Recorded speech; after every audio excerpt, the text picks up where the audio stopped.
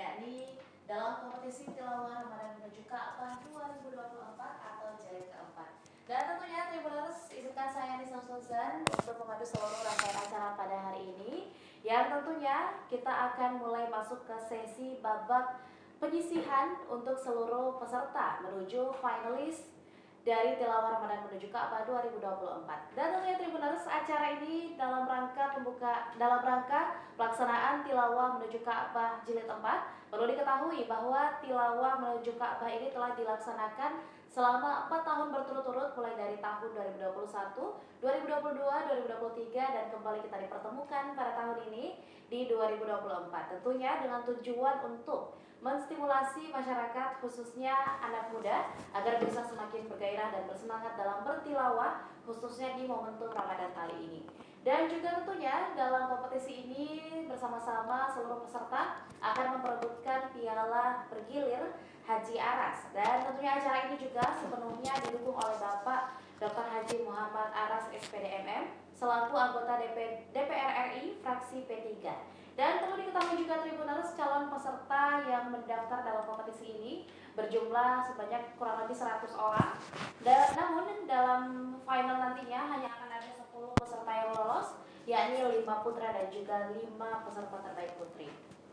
Yang dimana untuk pelaksanaan tahap atau babak final nantinya akan dilaksanakan pada tanggal 31 Maret ini di kediaman Bapak Haji Aras. Dan tentunya Tribuners, dalam kompetisi kali ini juga ada beberapa dewan hakim yang akan menilai bentuk penampilan dan juga seperti apa pembacaan tilawah yang dilakukan oleh seluruh peserta. Yang pertama ada Ketua Dewan Hakim Tilawah Ramadan Jilid 3, yakni Ustadz Dr. Baharudin SPD MPD, dan juga ada Bapak Ustadz AS Kambi selaku Dewan Hakim Tilawah Ramadan di Jilid 3 kali ini. Dan tentunya seluruh peserta juga telah bergabung bersama kami di ruang virtual. Maka untuk itu bersama-sama kita akan menyaksikan penampilan dari peserta pertama, yakni Dendi Setio dari Kota Makassar. Silakan Dendi.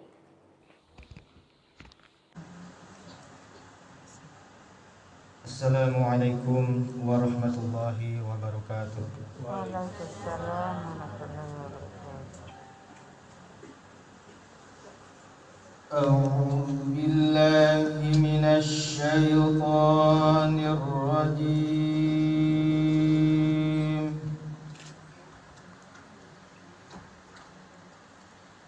Bismillahirrahmanirrahim.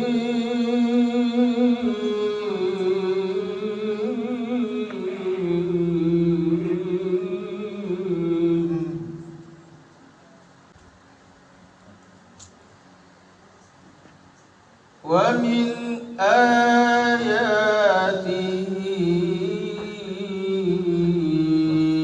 an khalaqa lakum min anfusikum azwaja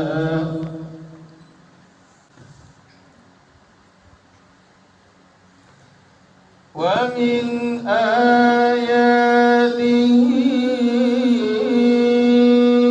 an khalaqa lakum min anfusikum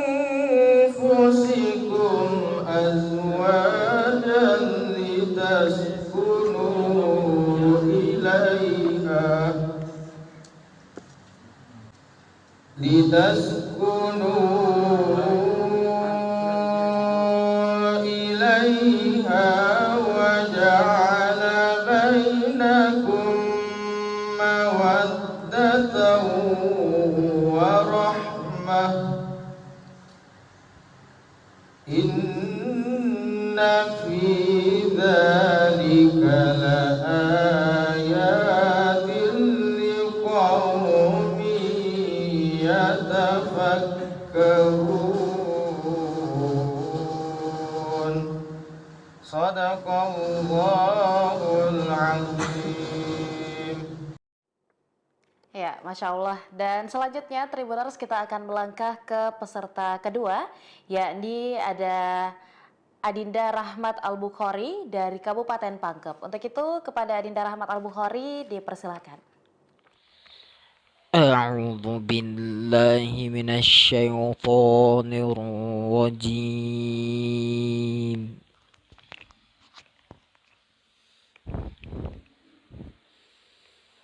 بسم الله الرحمن الرحيم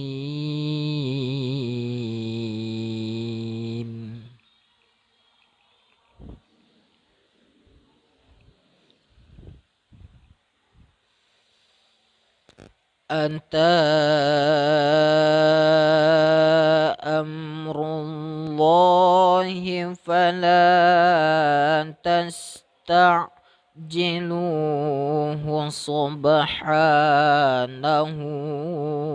وتعالى عما يشركون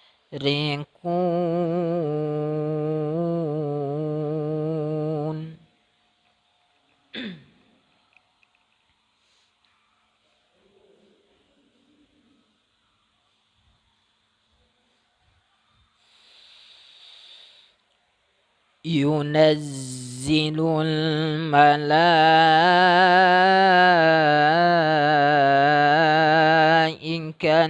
بالروح من أمره على من يشاء من عباده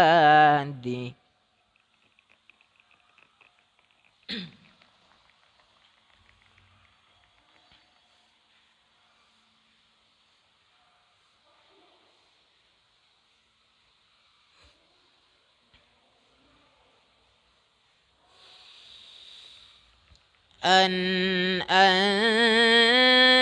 أنذروا أنه لا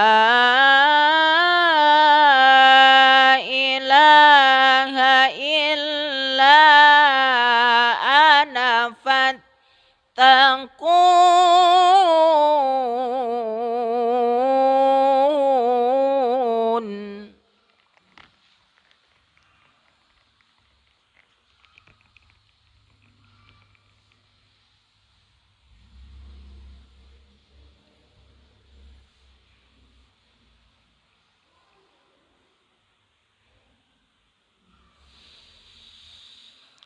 خلق السماوات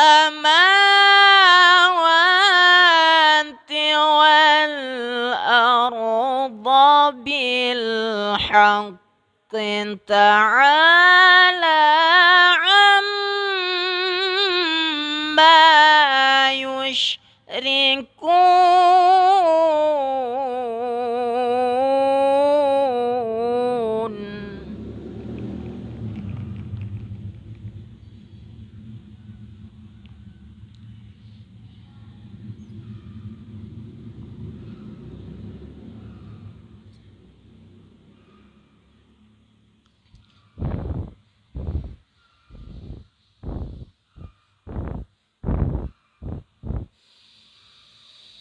خلق الإنسان من نطفة فإذا هو خصيم مبين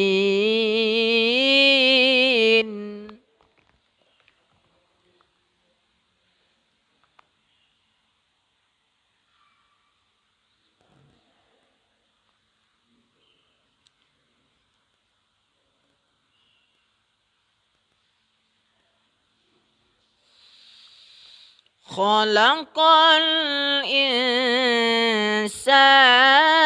من نطفة فإذا هو خصيم مبين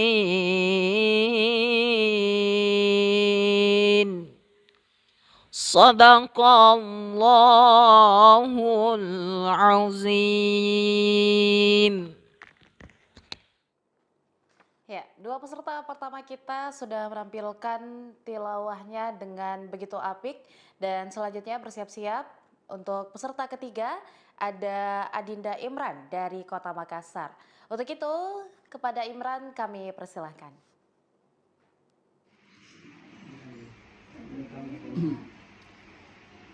A'udzu billahi minasyaitonir rajim.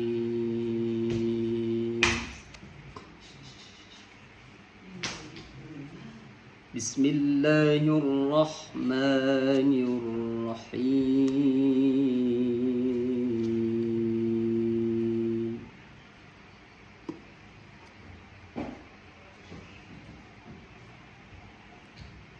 La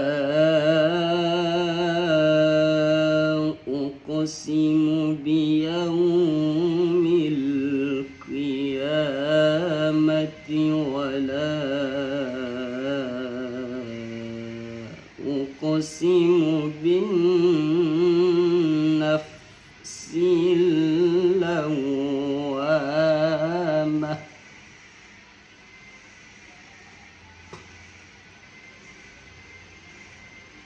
Ayahsabul insanu allan najma'a 'idhamah.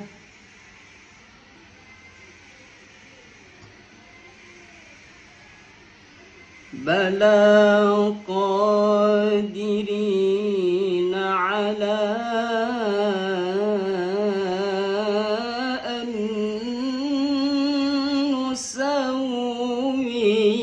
banana.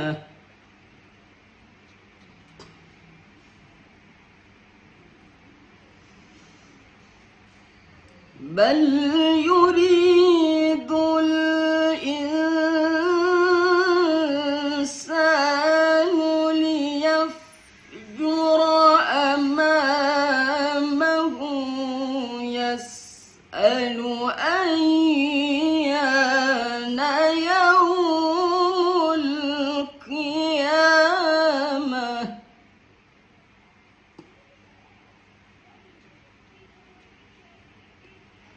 فإذا برق البصر وخسف القمر وجمع الشمس والقمر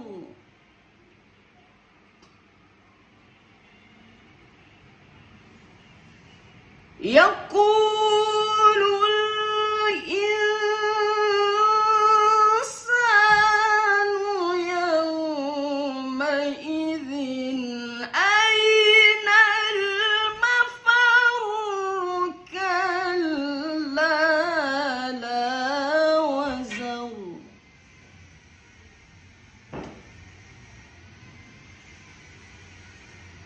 إلى ربك يومئذ المستقر.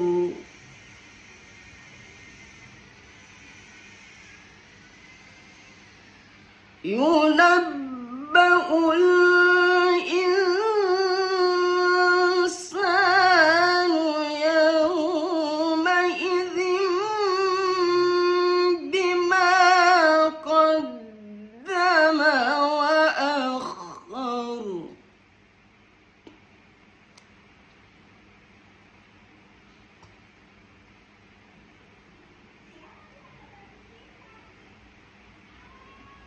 بل الإنسان على نفسه بصيرة ولو ألقى معاذيره.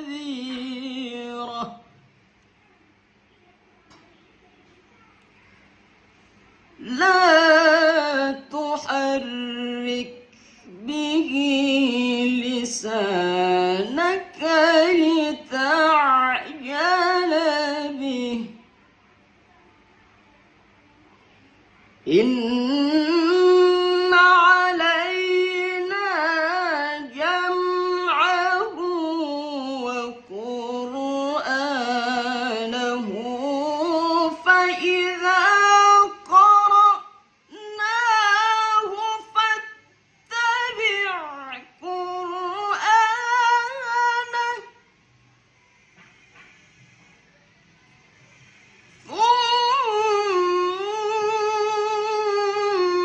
إن علينا بيانه ثم إن علينا بيانه صدق الله العظيم. Ya, Masya Allah, itulah tadi penampilan dari peserta kita yang ketiga dalam tilawah Ramadan menuju Ka'bah pada kali ini. Selanjutnya, Tribuners, kita akan melangkah ke peserta keempat, yakni Muhammad Ishak Z dari Kota Makassar.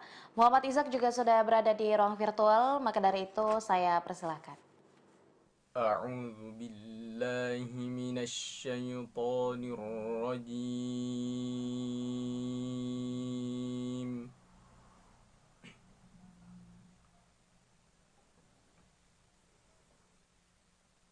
بسم الله الرحمن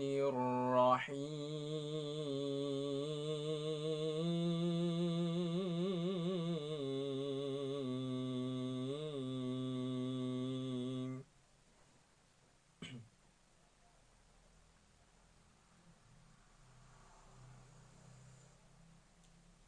لا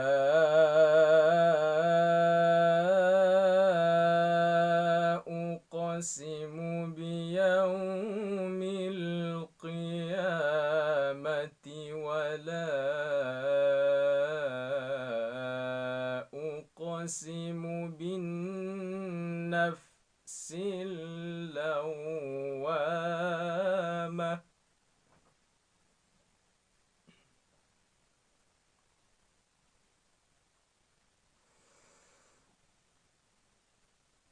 أيحسب الإنسان أن لن نجمع عظامه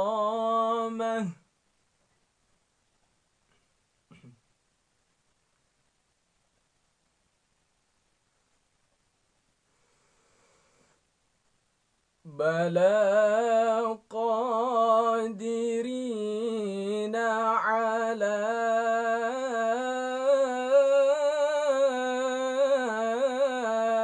أن نسوي بنانه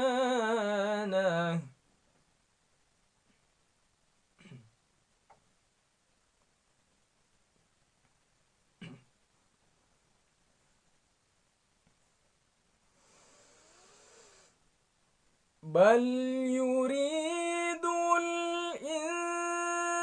الإنسان ليفجر أمامه يسأل أيان يوم القيامة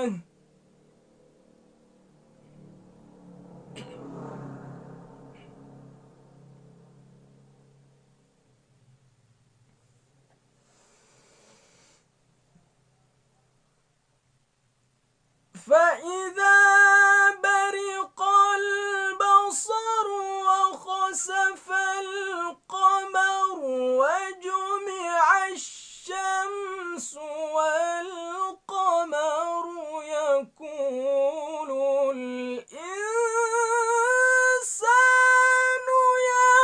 يومئذ أين المفر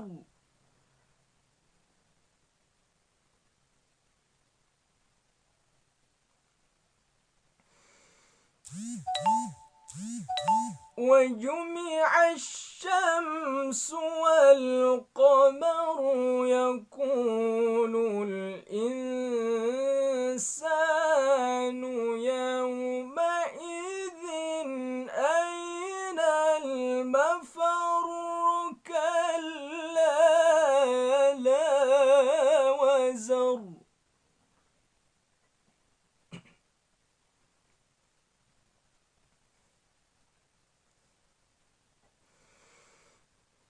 إلى ربك يومئذ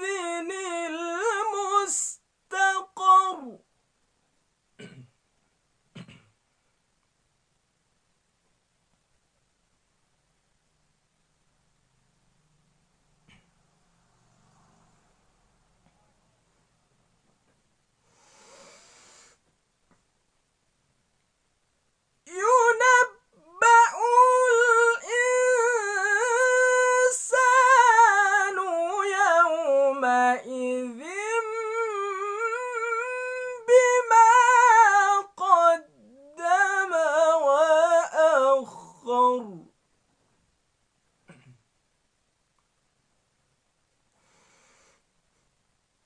بل الإنسان على نفسه بصيرة ولو ألقى معاذيره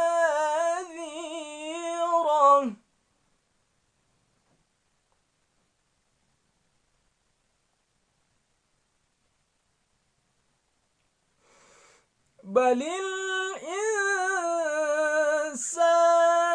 على نفسه بصيرة ولو ألقى معاذيره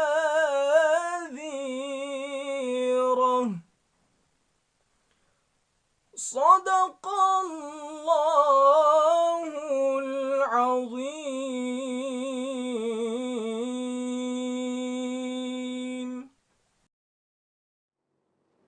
Ya, itulah tadi penampilan dari Muhammad Ishak Z dari Kota Makassar. Dan selanjutnya kembali kita ke peserta dari Kota Makassar, ada Dian Wahyuni. Dian Wahyuni juga telah bergabung di ruang virtual, maka untuk itu Dian Wahyuni dipersilakan.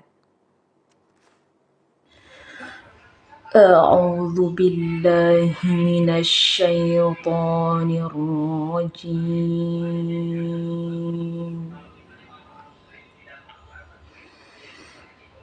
بسم الله الرحمن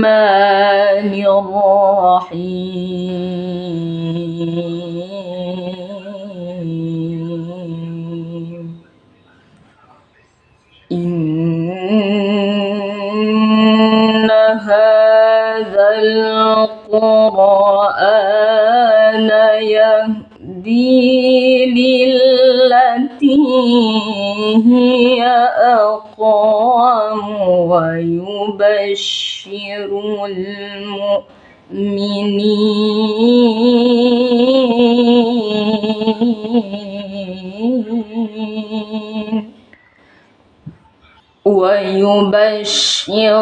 المؤمنين الذين يعملون الصالحات أن لهم أجرا كبيرا وأن الذين لا يؤمنون بالآخرة أعتدنا لهم عذابا أليما ويدعو الإنسان بالشر دعاءه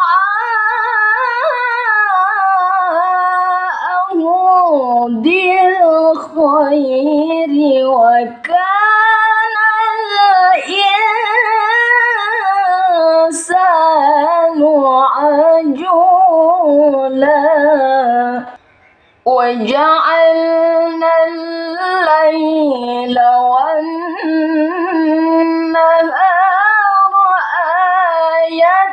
آيتين فمحونا آية الليل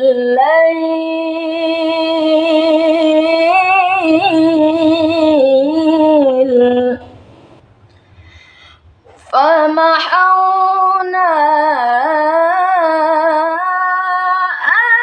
آية الليل وجعلنا آية النهار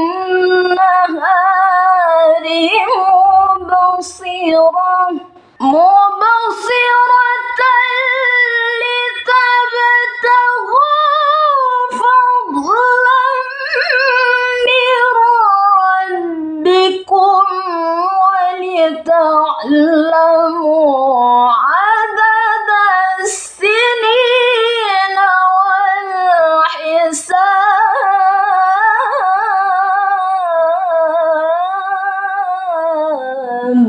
وكل شيء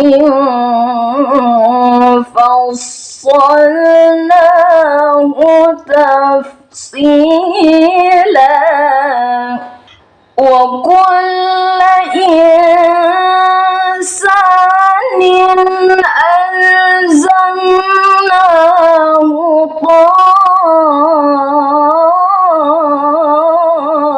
طائره في عنقه ونخرج له يوم القيامة كتابا يلقاه منشورا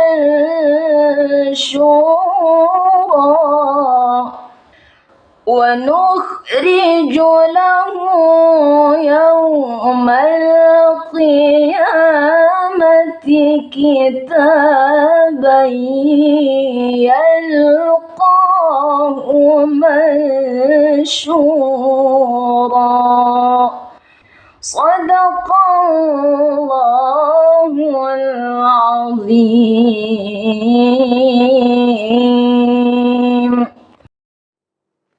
Ya, itulah tadi penampilan dari Dian Wahyuni, Kota Makassar. Dan selanjutnya kita akan melangkah cukup jauh nih untuk peserta kita yang selanjutnya. Ada Arwini Amalia dari Polewali Mandar. Untuk itu, kepada Arwini Amalia yang telah bergabung di ruang virtual, dipersilahkan. أعوذ بالله من الشيطان الرجيم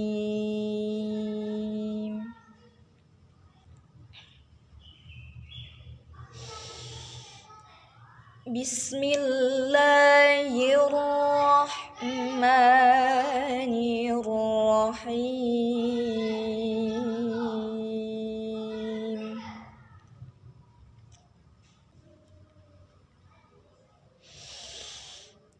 لا أقسم بيوم القيامة ولا أقسم بالنفس اللوامة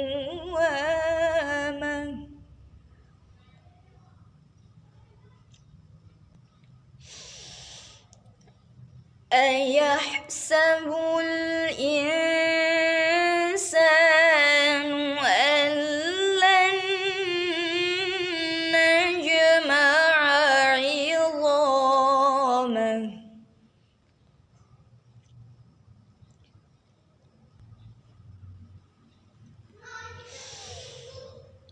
بلى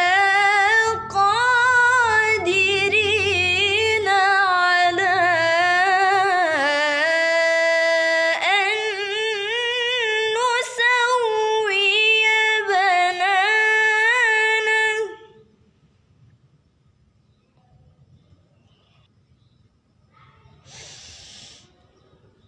بل يريد الإنسان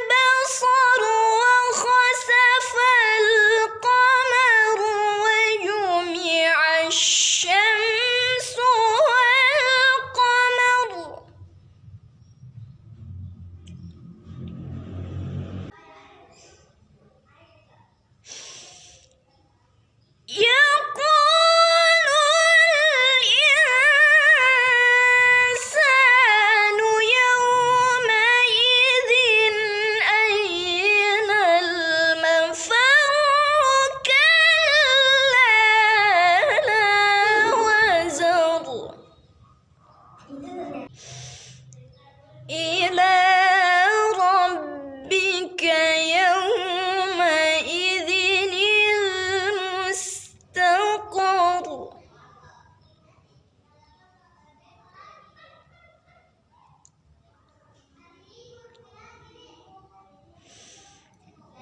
ينبأ الإنسان يومئذ بما قدم وأخر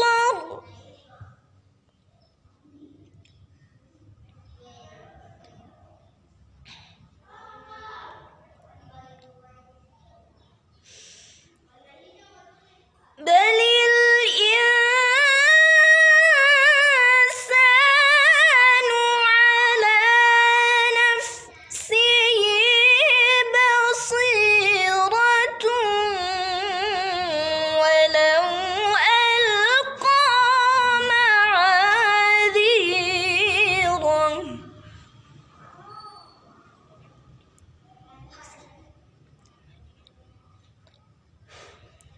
بل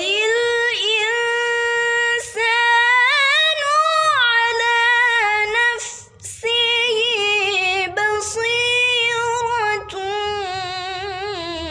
ولو ألقى معاذيره صدق الله العظيم. Ya, itulah tadi penampilan dari Polewali Mandar, ada Arwini Amalia. 6 peserta kita sudah menampilkan tilawahnya dengan cukup apik, dan selanjutnya kita akan melangkah ke Kota Palopo, ada Alam Mubarak. Untuk itu, kepada Alam Mubarak dengan hormat dipersilahkan. أعوذ بالله من الشيطان الرجيم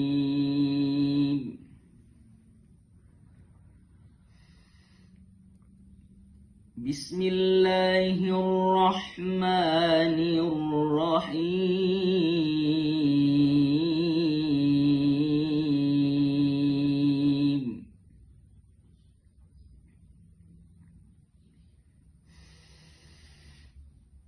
لا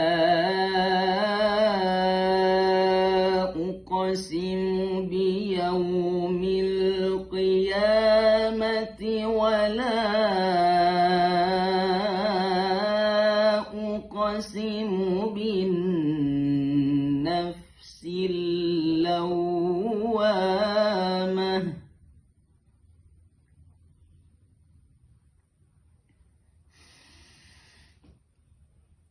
أيحسب الإنسان أن لن نجمع عظامه بلى قادرين على أن نسوي بنانه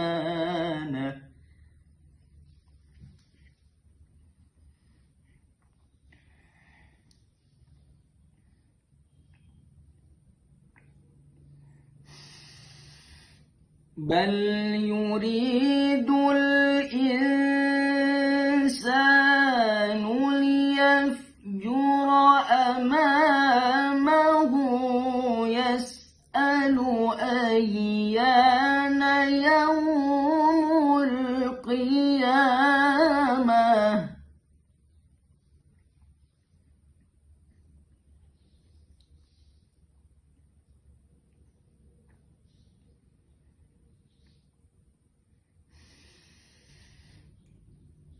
فإذا برق البصر وخسف القمر وجمع الشمس والقمر يقول الإنسان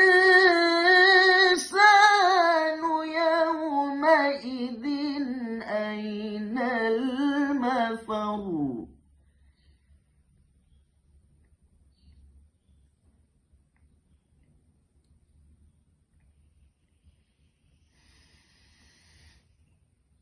كلا لا وزر إلى ربك يومئذ المستقر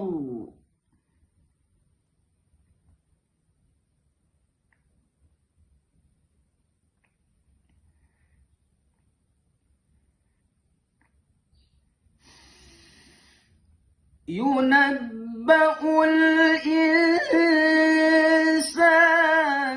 يومئذ بما قدم وأخر بل الإنسان على نفسه بصيرة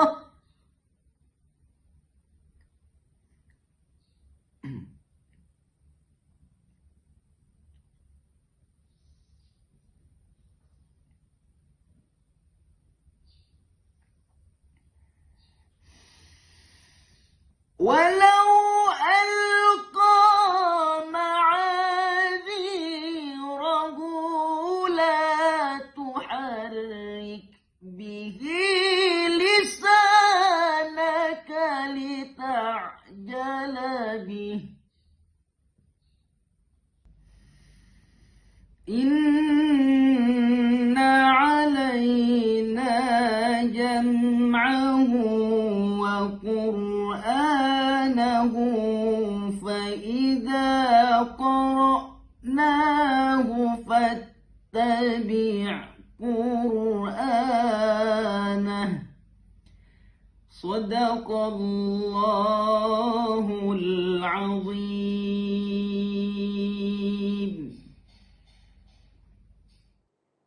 Ya, itulah tadi penampilan dari Alam Mubarok Kota Palopo.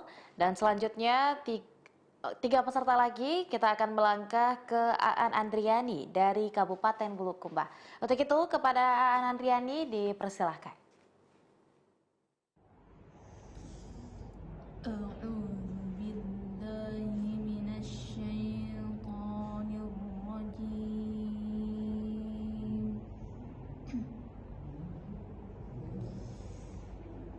Bismillahirrahmanirrahim.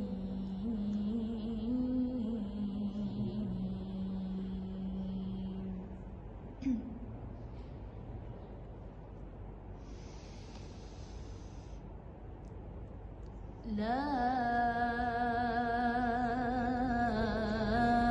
uqsimu biyawmil qiyamati wa la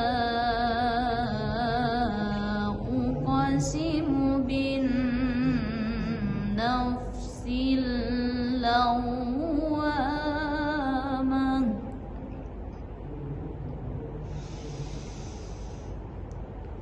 Ayahsabul insanu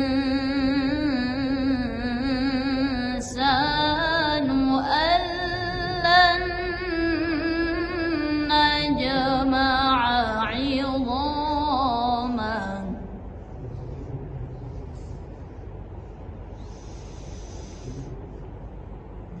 Bala qadirina 'ala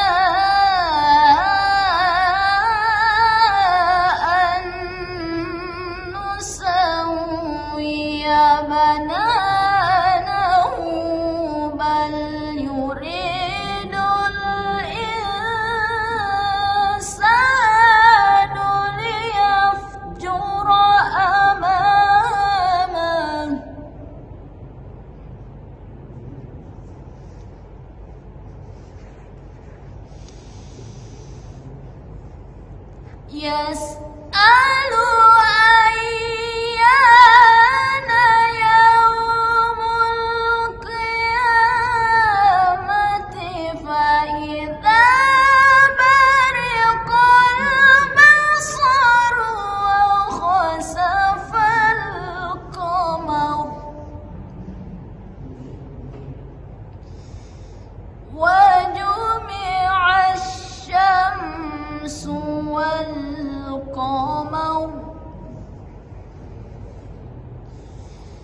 يقول الإنسان يومئذ أين المفر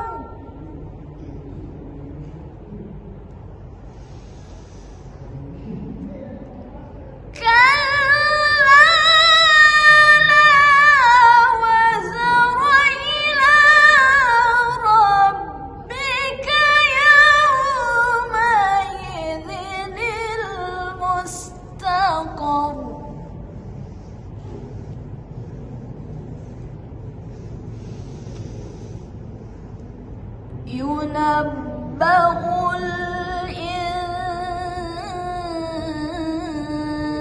الإنسان يومئذ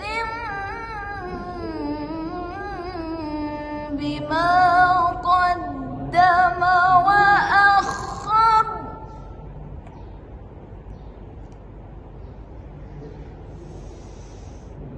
بل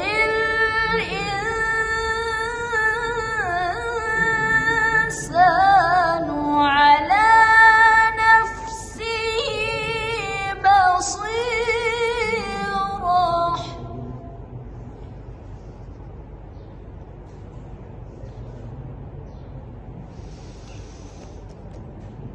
ولو ألقى معاذيره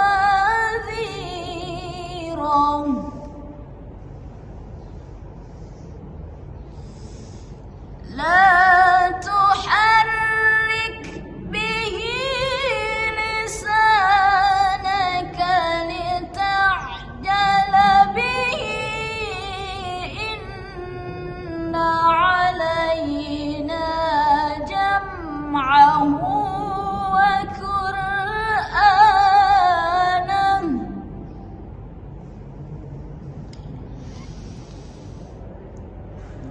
فإذا قرأناه فاتبع قرآنه ثم إن علينا بيانه كلا بل تحبون العاجلة وتذرون الآخرة صدق الله العظيم.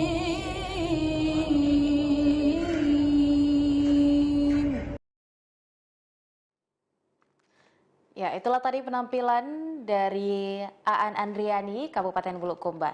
Dan selanjutnya kita akan kembali melangkah ke peserta dari Kota Makassar, ada Adinda Junaidi. Untuk itu, kepada Adinda Junaidi dari Kota Makassar, dipersilahkan.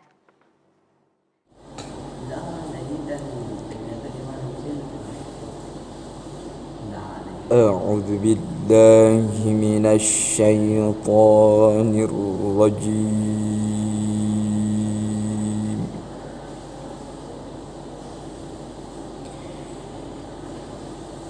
بسم الله الرحمن الرحيم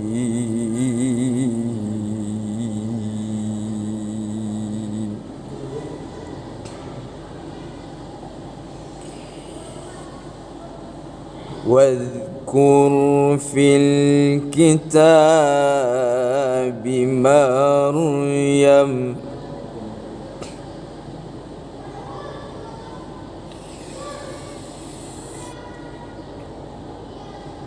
إذ انتبذت من أهلها مكانا شرقيا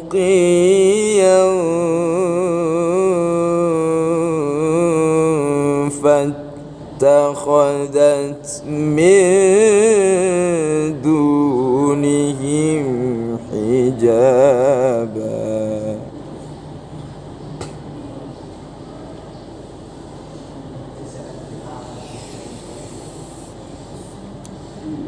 فأرسلنا إليها روحنا فتمثل لها بشرا سويا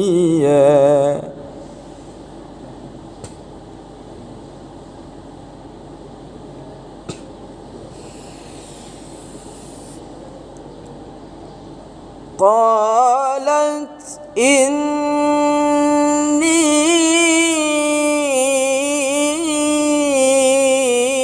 أعوذ بالرحمن منك إن كنت تقيا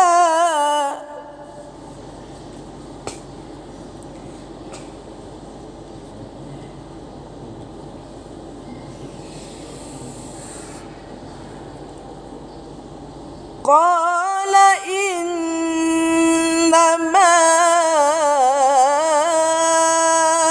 أنا رسول ربك لأهب لك غلاما زكيا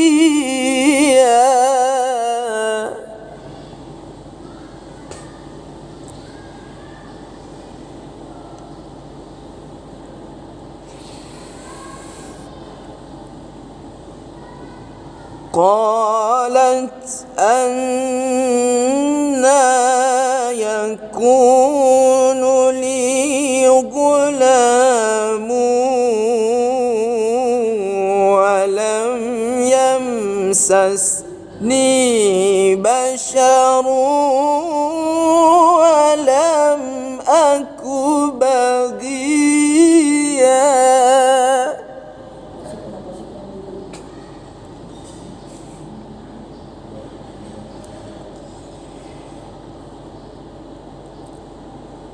قال كذلك قال ربك هو علي هين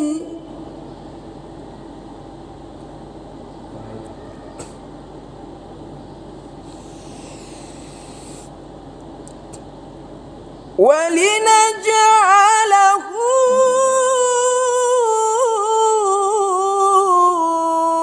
آية للناس ورحمة منا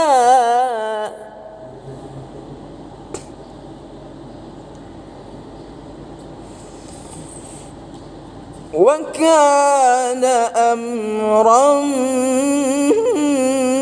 مقضيا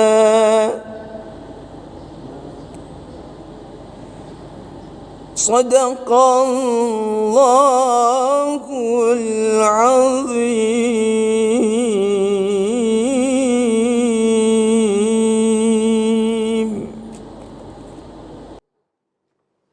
Ya, itulah tadi penampilan dari Junaedi di Kota Makassar. Dan selanjutnya kita akan melangkah ke peserta terakhir dalam sesi atau babak kali ini, yakni ada Adinda Andi Miftahuddin SPD dari Kota Makassar. Untuk itu, kepada Andi Miftahuddin dengan hormat dipersilahkan.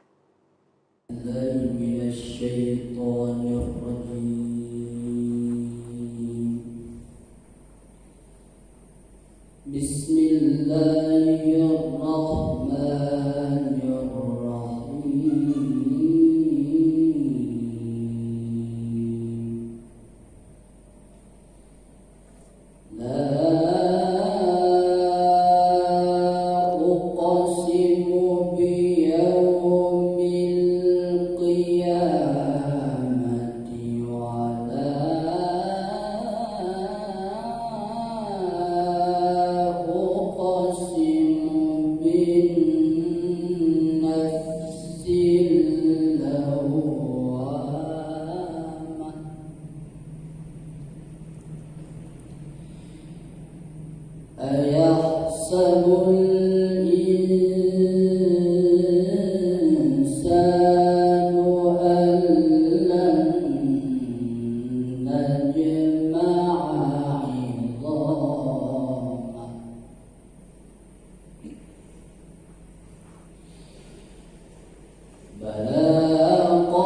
قادرين على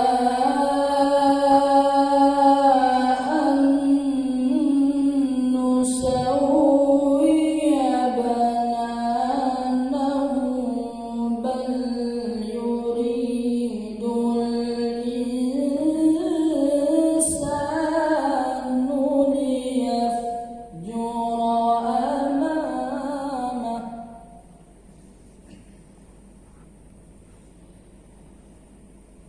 يسأل أيان يوم القيامة فإذا برق البصر وخسف القمر وجمع الشمس والقمر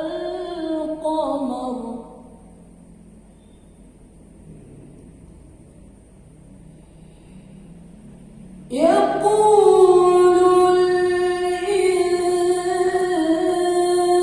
الإنسان يومئذ أين المفر كلا لا وزر إلى ربك يومئذ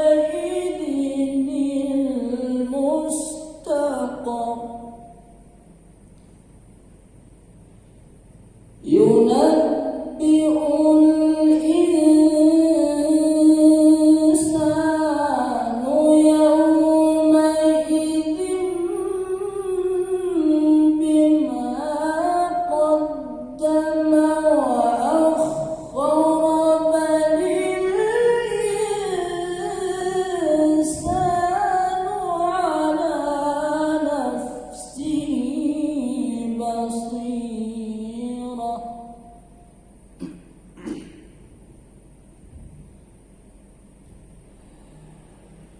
ولو ألقى معاذيره لا تحرك به لسانك لتعجل به إن علينا جمعه وقرآنه